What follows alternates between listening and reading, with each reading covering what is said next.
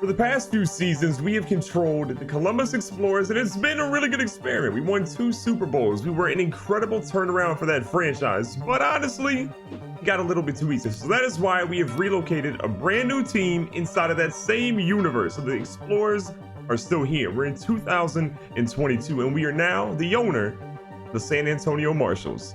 But GGB, who did you relocate? Well, the Washington racial slurs are out of here. They're out of the NFL, and in steps San Antonio, a brand new franchise. The Sheriffs are here. Technically, the Marshals are here, but here's a look at our team. Dwayne Haskins Jr. is on a stupid expensive contract, but I want to give him a chance. I like him. I think he's got a lot of potential. He can lead this franchise. At running back, we have a guy named Ashley Lucas, who's only 78 overall, but he's fast, so I think I can make something work here. We also have Bryce Love and a bunch of other guys that will probably cut at some point. Fullback, no one cares. At wide receiver, we have Mario Lindley. This kid looks to be, I think, the truth. He's out of Alabama, so he's got that going for him. And them jerseys, I'm actually a big fan of these. So we have Mario Lindley. His ratings are really good. 94 speed, 93 acceleration, 86 catching, 87 catching traffic. His short routes trash. Medium route and deep route are great. Spectacular catch. I mean, look at across the board. This guy is a monster. What's his trait? He's got a star development rate, so I feel overall pretty good about him, and him as our star receiver. We also have Willie Snead, Paul Richardson Jr., who I'm probably going to either trade or let go because he's kind of older. Maybe Willie Snead as well. Harry McLaurin, I think, is a stud. And then Darren Sampson or Deron Sampson has a superstar. Wait, what? Superstar dev? My heart? We have a superstar dev trait on a 23 overall wide receiver. This is going to be okay. He's slow. He's slow, but it's fine. We'll figure something out with him. But his short routes trash too. Oh my God. How am I going to run slants all game? We have some potential here. This guy is going to be just okay. What is his ability? He doesn't unlock anything until he's 80 overall. Okay, perfect. Got some potential here. Now, the big news here is that Montez Sweat said, I'm not interested in signing with you. I want to go to free agency. Not so fast, young man. We're going to go ahead and franchise tag him. $16 million. God, that's a lot of money. But he's worth it. I want to try to make sure we get him on a long-term deal, or if he doesn't want to re-sign, we'll trade him and send him elsewhere. Well, we have like no cap space whatsoever. We were technically like negative something, and I want to try to get us in the positive a little bit so we can try to sign at least a free agent or two. We're going to trade our left end. Apparently not just yet. We got to throw in, I guess, a filler piece. Let's try a fifth. We don't actually have a lot of draft picks this year. Fifth rounder, that makes the deal. So we get a second rounder in return and a sixth rounder for a fifth rounder. We're trading him out of here. We still have a couple of guys on defense, but there is so much money tied into our defense. It's kind of wild. Now, another guy that I don't want to trade, but his cap space is just killing us right now. And we have a young guy behind him that apparently the Washington racial slurs drafted previous to me actually getting there, is Landon Collins. We're going to trade him and a backup defensive tackle for hopefully a top 10 draft pick from the Jags. We're so close. I think we can make that one work. We're going to throw in some sort of draft pick here. Let's see. We could actually probably throw in a draft pick from next year and make it work. Let's try a 7th rounder next year, see if that is enough.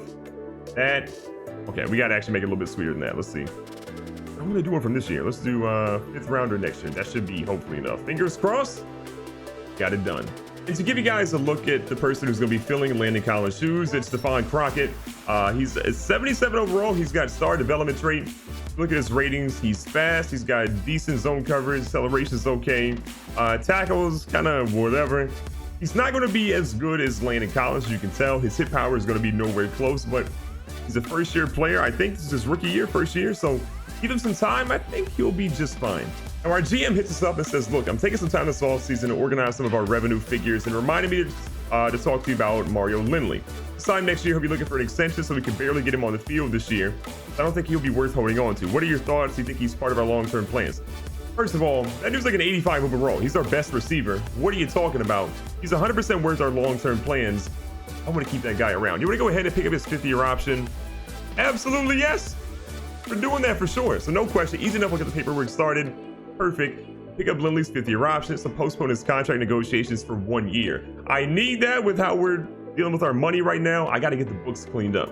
Richardson is a guy that is not on my future plan, so we're going to trade him for a 4th round draft pick. Could we have maybe gotten something better, possibly, but I just need him off the books for right now.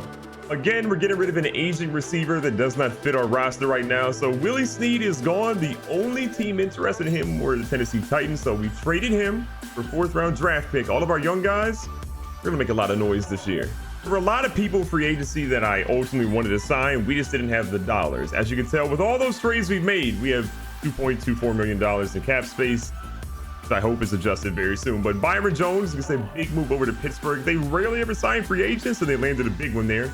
Ryan Burns goes to the Raiders. Eddie Goldman to the Cardinals. Nasir Adderley goes to the Eagles.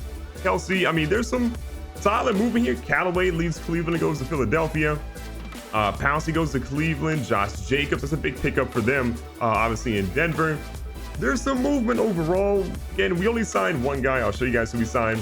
We saw McCole Hardman. Again, if you know about him in real life, this dude is stupid fast. We're the only person to really offer him a contract, and he's going to fit in just well with our team.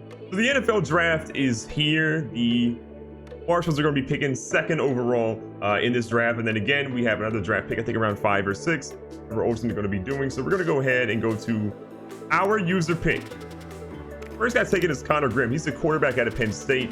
I think we got a couple of opportunities here to make a pick that really is going to make some moves. So we have Chris Sapp and wide receiver. I'm tempted. I feel like we're fairly good there. There's Noel Small, a defensive tackle. View his draft card really quickly. Decent, not great. Jalen Williams. He's top 10 at everything but 40-yard dash. E- man coverage, A- press, B+ zone coverage. We need some help at corner.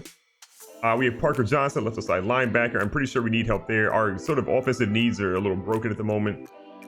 He's not really jumping out at me. A right guard. We could always use an offensive lineman to help protect our guy. I think what we're going to try to do is... Let me check this guy really quick, too. We got a little bit of time left. Ooh, this guy's pretty good. Oh, my gosh, it's so tough. Okay, here's what I think we're going to do. Let's check this middle linebacker one more time. Or the last guy. Okay. I think we're going to take... This guy looks nuts. Jesus Christ. That guy looks so good. I don't need a receiver. I'm going to pump the brakes on the receiver. I'm probably going to regret that. I'm going to take Jalen Williams, I think. Do I take the receiver? I don't know. This is so much pressure. Oh my God. He's A+ and everything. There's no way. That's a bait. That's literally bait. Jalen Williams, I'm taking him. What's he rated? 80 overall. Okay, I reached. He's ranked 4th in true talent. I got him at number 2. I got the 2nd best player. I'm not mad at that whatsoever. Let's check his ratings really quick. 92 speed, 85 man coverage, 81 zone. He is a day 1 starter out of the box for us. 94 acceleration, 88 jumping, good catch, good injury rating, good toughness. This is an absolute W. And the guy that we did not draft, Chris Sapp, the receiver, is an 84 overall. I may have made a mistake. Sorry to me being back on the board here again at pick number 6. I think I want to go right guard. I need to make sure we have an offensive line that can protect our quarterback and give us plenty of time to pass. We've seen issues with that before in the past, so I'm intrigued honestly by the middle linebacker. There's potential there, but with his speed being a little slow, I'm gonna chill and go Elliott Westfield. The right guard at USC. Back-to-back fantastic picks. An 80 overall, ranked 3rd in true talent. We got him at 6. So again, Chris Sapp had to be number 1 at an 84 overall. So we got that. 83 run block, 83 pass block. This is, again, a day 1 starter. You've got an offensive lineman, and I'm feeling good about it. Please don't tell me you locked up. Madden, don't do this. Don't do this, Madden. Don't do this. Our next draft pick comes here at the top of the 2nd round, the 2nd overall pick. In that round, I'm intrigued by, wow, okay. I was gonna go, honestly, holy crap. I was gonna go with the right tackle, whose numbers are really good. But this tight end, DeAndre Bryant. I need somebody to honestly replace Jordan Reed. He's getting a little bit older. We could possibly trade him if this dude pans out. Please be good. 74 overall. I'm okay with that. In the 2nd round, that's perfectly fine. Look, okay, buddy. Double arms crossed. 27 in true value. Got him at 34. Oh my God. 85 speed, 78 catching. His run block's not great, but his catching traffic is an 85. With the poor passes that I throw, he's going to fit in just fine here in San Antonio.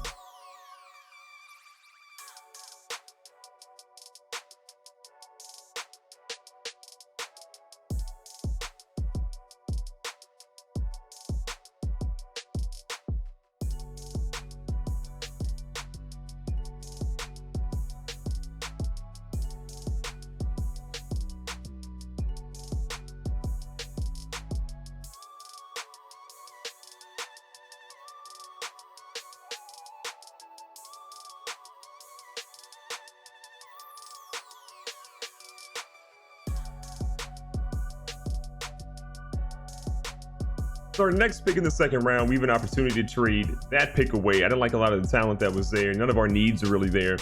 We can get a 2024 second round draft pick and third round draft pick. Obviously, that is next draft. So I will take Cleveland's offer there. I feel like they'll probably finish pretty poorly and get 2 new draft picks out of that. In the third round, we've got about a minute left to make our draft pick. I was doing a little bit of scouting. So left tackle seems okay, but I found a guy down here at the top of the fourth round, I think. Wait, was it the center? Oh, the center. We can actually use the center. This guy, top of the leaderboard and pretty much everything. I'm taking a flyer on him. 74 overall in the third round. I'll take that. This dude looks like he'd eat about 72 hamburgers. He's a monster. 6'2", 309, agile rating, 25th in true talent. We are getting an offensive line. We've never really had one of those. Even our mediocre running game is going to be looking pretty good this year. 87 impact blocking. You're hitting on every single draft pick so far. In the fourth round, a lot of the guys that I've been sort of scouting are no longer there. There are 3 corners here. This guy's zone coverage being a D scares me off. We have Charles Mangani, not exactly great. And we have Montavious Super. I don't know how to say that. I don't think he's going to be good, but he's got some stuff that maybe will be good. Take a gamble on him. Okay, our first bust. Our first bust. 66 overall. Good lord. Does he have a kick return?